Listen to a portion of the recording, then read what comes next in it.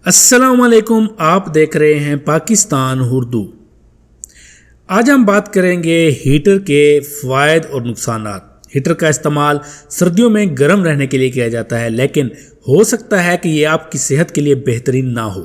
جی ہاں، آپ نے بالکل صحیح سنا، روم ہیٹر خشک جلد کا باعث بن سکتا ہے، الرجی کے علامات کو بڑھا سکتا ہے۔ مزید یہ کہ روم ہیٹر آن رکھ کر سونا کاربن مونو آکسائڈ کی سطح میں اضافے کا باعث بن سکتا ہے، جو آپ کی جان لیوا ثابت ہو سکتا ہے۔ اس ویڈیو میں میں آپ کو بتاؤں گا کہ اس میں کون کون سے صحت کے خطرات بن سکتے ہیں، ہیٹر کے فوائد اور نقصانات کیا ہیں، آپ کو کون سا ہیٹر لینا چاہیے، ہیٹر کی کتنی اقسام ہیں، اگر آپ ہیٹر استعمال کرتے ہیں تو اس میں آپ کو کون کون سی احتیاطی تدابیر کرنی چاہیے۔ یہ تمام چیزیں میں آپ کو اس ویڈیو میں بتاؤں گا۔ ویڈیو آخر تک ضرور دیکھے گا۔ چینل پر نئے ہیں تو چینل کو ضرور سبسکرائب کیجیے گا، ویڈیو پسند آئے تو ضرور لائک کیجیے گا۔ پہلے میں آپ کو بتاؤں گا کہ ہیٹر جو ہے وہ سردیوں میں پہلے کیونکہ خشک سردی ہوتی ہے، خشک ہوتی ہے اور سخت ہوتی ہے، لیکن اپنے کمرے میں زیادہ تر تک اگر آپ ہیٹر کا استعمال کرتے ہیں تو اس میں ہوا میں نمی کو مزید کم کر دیتا ہے اور اسے خشک بھی کر سکتا ہے۔ خشک ہوا آپ کی جلد کو خشک اور کھردری بناتا ہے۔ آپ کی جلد حساس ہے تو یہ خارش کا باعث بھی بن سکتی ہے۔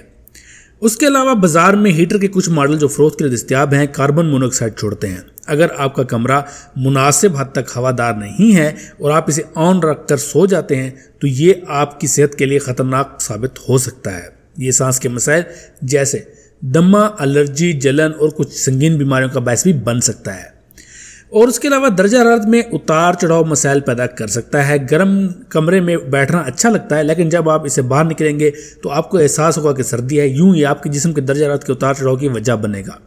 درجہ حرارت میں یہ اچانک تبدیلی آپ کے مدافعتی نظام کو کمزور بناتی ہے اور آپ کو بیمار کر سکتی ہے۔ سردیوں کے موسم میں کمرے کے ہیٹر کو آن رکھتے ہوئے آپ کی رضائی میں جو سنگلنگ سے زیادہ آرام دہ کوئی چیز نہیں، لیکن ڈاکٹروں نے خبردار کیا ہے کہ آپ کے کمرے میں اس کی پوری رات لگانے سے نہ صرف نیند کی کمی، جلد کی خشکی اور الرجی بھی ہو سکتی ہے، اس کے علاوہ یہ آپ کی جان کے لیے خطرناک بھی ثابت ہو سکتا ہے۔ تو اس کے بعد میں آپ کو بتاؤں گا کہ کیا چیز جو ہے وہ ہیٹر کو خطرناک بناتی ہے۔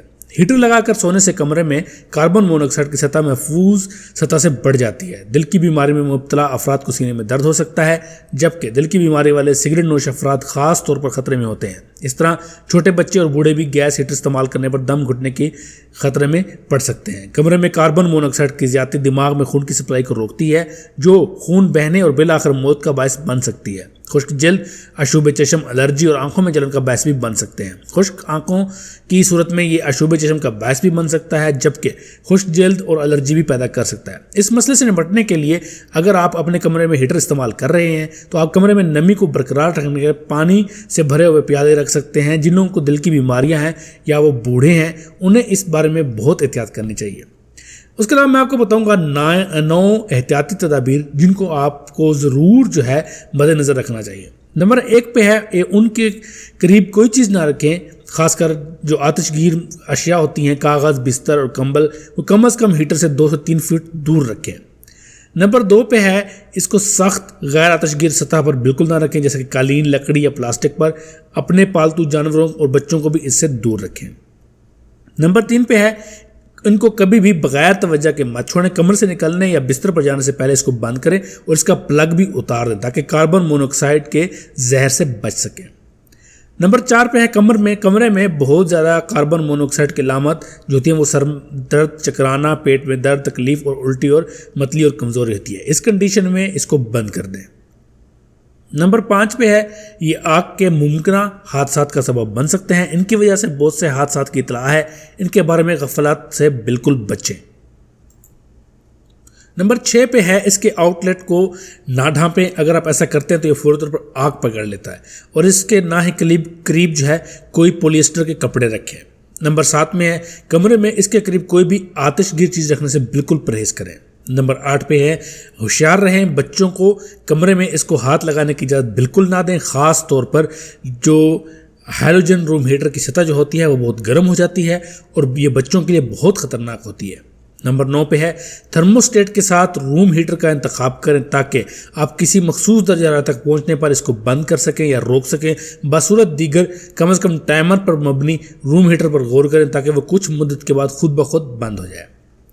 اس کے علاوہ میں آپ کو بتاتا ہوں اقسام اور اس کے استعمال کے لیے کون سا ہیٹر اچھا ہوتا ہے۔ اس کی کون کون سی قسمیں ہیں؟ نمبر 1 پہ ہے convection oil heater. Convection heater وہ ہیں جو گرمی سے بھرے ہوتے ہیں، وہ بیرونی سطح کے علاقے سے گرمی کو خارج کرنے کے لیے تیل منتقل کرتے ہیں۔ یہ درجہ حرارت کو منظم کرنے کے لیے تھرموسٹیٹ کے ساتھ آتا ہے۔ یہ ہیٹر کم دیکھ بھال والے ہیں اور انہیں باقاعدہ صفائی کی ضرورت بھی نہیں ہوتی۔ دوسرے ہیٹر کے مقابلے میں ان ہیٹروں سے گرمی آہستہ آہستہ پھیلتی ہے۔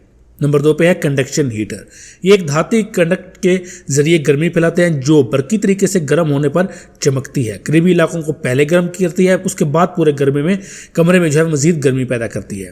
نمبر 3 پہ ہے پنکھے والے ہیٹر۔ یہ کنونشن موڈ پر کام کرتے ہیں اور بند کمرے کو بہت تیزی سے گرم کر سکتے ہیں، لیکن چونکہ اس کے اندر ایک پنکھا ہوتا ہے جو ہمیشہ چلتا رہتا ہے، اس لیے یہ شور اور مرطوب حالات میں استعمال کرنے کے لیے غیر محفوظ ہے۔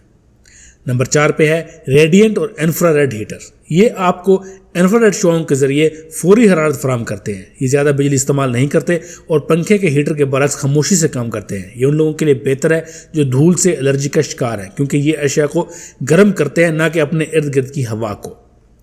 اب میں آپ کو بتاتا ہوں بہترین اور محفوظ ہیٹر کون سا ہے۔ اگرچہ پنکھے کے ہیٹر سب سے سستے ہیں، لیکن تیل سے بھرا ہیٹر بہتر ہے کیونکہ یہ پورے کمرے کو یکساں طریقے سے گرم کرتا ہے۔ ماہرین کے مطابق اگرچہ سردیوں میں آرام فراہم کرنے کے لیے مختلف قسم کے روم ہیٹر دستیاب ہوتے ہیں، وہ طویل مدت تک صحت پر اثرات مرتب کرتے ہیں۔ پنکھے کے ہیٹر اور انفراریڈ ہیٹر کمرے میں آکسیجن کی سطح اور نمی کو کم کر سکتے ہیں، جبکہ آنکھوں کی خشکی اور ناک کی بندش کا سبب بھی بن سکتے ہیں۔ پانی کی ایک بالٹی کمرے کے ایک کونے میں رکھنے کا مشورہ دیا جاتا ہے، یا پانی کی کمی کو روکنے کے لیے ہیومیڈیفائر کا استعمال پڑتا ہے۔